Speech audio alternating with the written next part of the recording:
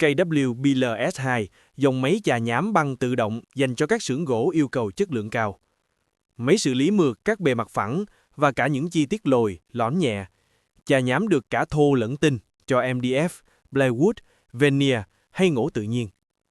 KWBL S2 trang bị 2 đai nhám, đảm bảo hiệu quả cao khi làm việc với phôi bản rộng. Toàn bộ được điều khiển bằng PLC và màn hình cảm ứng, cho phép điều chỉnh nhanh độ dày ván, tốc độ băng tải và tốc độ băng nhám. Điểm mạnh nhất, máy vận hành tự động cho sản lượng ổn định và hoàn toàn không phụ thuộc tay nghề. Hệ thống đệm tì nhám dùng động cơ servo, điều chỉnh chính xác hành trình và lực tì, giúp bề mặt mịn đều và không bị lạm cạnh. Nếu anh em đang muốn tối ưu chất lượng chà nhám và nâng cấp dây chuyền sản xuất, hãy liên hệ Kingwoodmac ngay hôm nay.